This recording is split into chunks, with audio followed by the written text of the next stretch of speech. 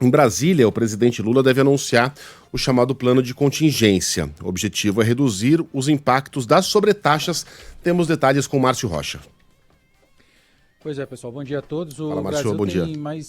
Bom dia. Tem mais 2 dias aí para tentar ampliar essa lista de isenções da nova tarifa de importação dos Estados Unidos que entra em vigor nessa quarta-feira. Hoje, as exceções chegam a quase 700 itens e 35% do que é vendido do Brasil para os Estados Unidos e 35% do que é vendido pelo Brasil aos Estados Unidos seguem sobretaxados. Hoje, às 2 horas da tarde, o vice-presidente e ministro Geraldo Alckmin, que lidera essas negociações, tem mais uma reunião com o setor produtivo. A lista de participantes, segundo o Ministério do Desenvolvimento, Indústria, Comércio e Serviços, ainda está em construção, mas essa reunião está marcada para as 2 horas da tarde.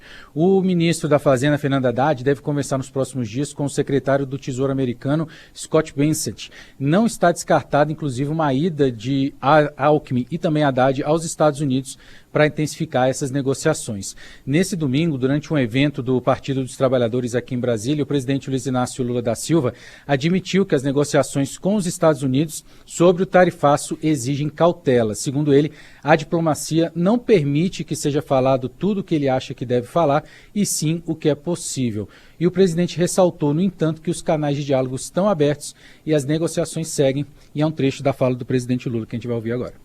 Nessa briga que a gente está fazendo agora com a taxação dos Estados Unidos, eu tenho um limite de briga com o governo americano. Eu não posso falar tudo o que eu acho que eu devo falar, eu tenho que falar que é possível falar. Porque eu acho que nós temos que falar aquilo que é necessário. Quando quiser negociar, as propostas estão na mesa. Aliás, já foram apresentadas as propostas pelo Alckmin e pelo Mauro Vieira. Então é simplesmente isso. Eu vou continuar daquele mesmo jeito. Eu não estou disposto a brigar. Agora, não pensem que nós temos medo. Não pensem. Pois é, além das negociações, o governo deve anunciar nos próximos dias um plano de ajuda aos setores afetados pelo tarifaço imposto pelo presidente Donald Trump ao Brasil. Entre as medidas, empréstimos pontuais com juros mais baixos e um programa de manutenção de empregos com o pagamento de um salário mínimo. A gente lembra que na semana passada, Fernando Haddad garantiu que esse plano vai ficar dentro da meta fiscal, pessoal. Bom, na última sexta-feira, o presidente dos Estados Unidos, diga. Não, manda bala. É que chegou um caso aqui. Um ouvinte me recomendou procurar a história. Deixa eu ver quem é o cara que escreveu aqui. É o Mon Vaz. Obrigado, viu, Mon? Ele é de São Paulo. Ele fala, olha que curioso, né? Como o fanatismo leva as pessoas à loucura total. Tem uma empresa americana chamada Montana Knife. Ele me sugeriu buscar a história desses caras aí, que ela é exemplar para o que está acontecendo nos Estados Unidos. Essa Montana Knife, eu li rapidamente aqui, é uma empresa, a empresa dos sonhos do Trump. É aquela que ele diz querer apoiar, é isso que ele quer para o país. É uma empresa que fabrica os seus produtos nos Estados Unidos. Ela foi inaugurada durante a pandemia e cresceu que nem um foguete nos anos Biden. Mas mesmo assim o dono, é um trumpista fanático, disse que os anos Biden foram horríveis para a economia. Virou uma febre. É uma empresa de facas, fabrica facas que parecem ser ótimas aqui. E se orgulha muito do Made in USA. Né? A página Montana é Montana Knifes Made in USA.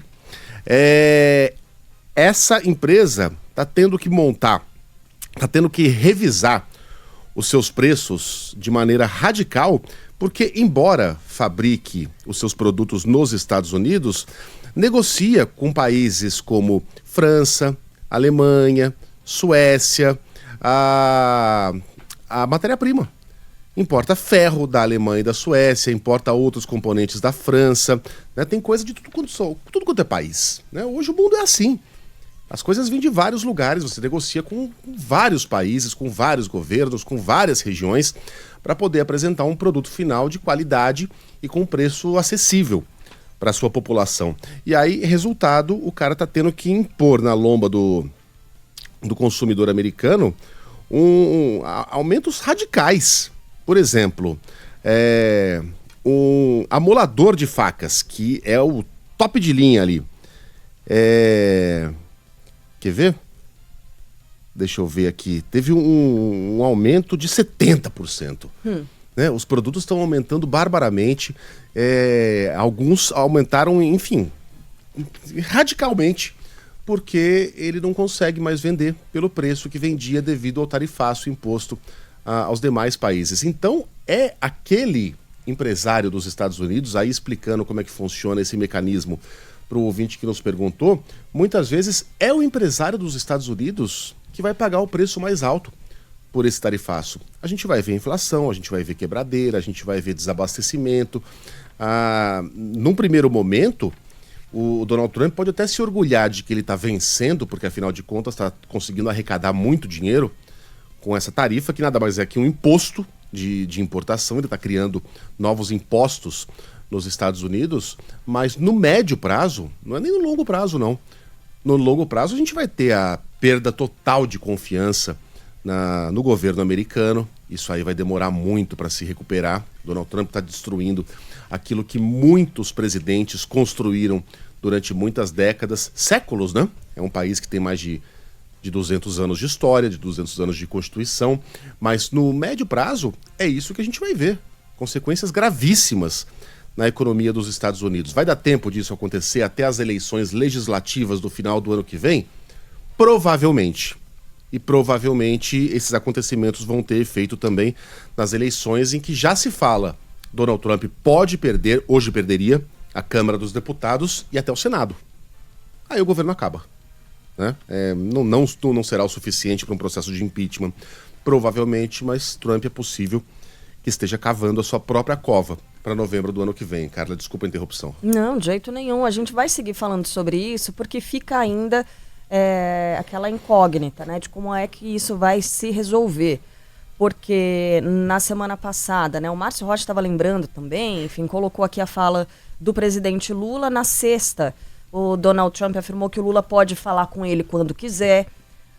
E existe um temor muito grande com relação a esse telefonema, né, entre os dois presidentes. A diplomacia brasileira, como a gente citou um pouco mais cedo, teme que Donald Trump possa adotar um tom desrespeitoso, como já aconteceu com líderes de outros países. O Itamaraty também acredita que seria necessária uma preparação técnica para iniciar um diálogo entre os dois e também para seguir com esse diálogo envolvendo outros atores. Para o professor de economia do IBMEC, João Gabriel de Araújo, o governo precisa deixar clara a importância de cada um dos produtos exportados aos Estados Unidos. Os bens que o Brasil exporta para os Estados Unidos são bens essenciais para a economia americana. Deve ser negociado nessa faixa a fim de reduzir essas tarifas ao ponto de se chegar, por exemplo, nos patamares da União Europeia, ou de se exaurirem essas tarifas, porque o Brasil sempre teve uma excelente relação comercial com os Estados Unidos. Na avaliação do ex-embaixador do Brasil em Washington, Rubens Barbosa, o Brasil precisa equilibrar reações políticas e comerciais ao negociar o tarifaço. Ele foi um dos convidados do Canal Livre, da Band.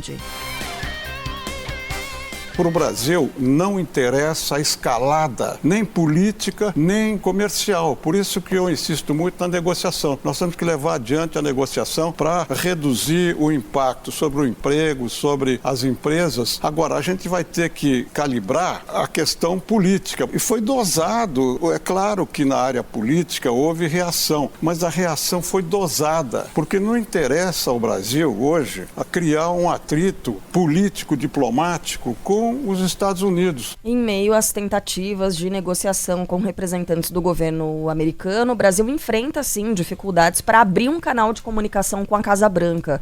Para o professor de Relações Internacionais da ESPM, Leonardo Trevisan, o país precisa compreender os reais interesses de Washington por trás desse tarifaço.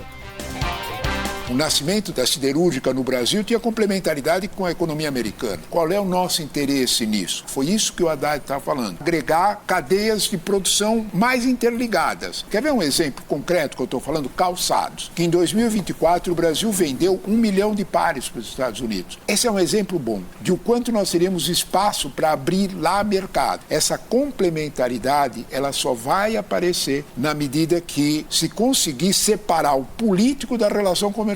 Um canal livre, mais uma vez, com muito conteúdo e ajudando bastante a gente a entender toda essa tentativa de negociação. Tem reprise do Canal Livre para você que não acompanhou no fim de semana, inclusive aqui na Band News FM, logo depois do Jornal da Noite. Bom, no campo político, a variação é de que Trump está sob influência ideológica do deputado Eduardo Bolsonaro, que mesmo no cargo segue morando nos Estados Unidos. Dentro do Palácio do Planalto, um dos focos é a defesa do ministro do Supremo Tribunal Federal, Alexandre de Moraes, alvo de sanções individuais pela Lei Magnitsky. A legislação pune financeiramente quem, na visão da Casa Branca, comete graves violações contra os direitos humanos e é considerada uma espécie de pena de morte financeira. Fontes do jornalismo do Grupo Bandeirantes apontam que Alexandre de Moraes já foi comunicado, do cancelamento de cartões de crédito. Nos próximos dias, Lula deve se reunir com representantes dos 3 poderes. O presidente tem dito que o ataque americano não foi a Alexandre, mas sim a soberania nacional. A mesma mensagem deverá estar em um pronunciamento que será transmitido em rede de rádio e TV.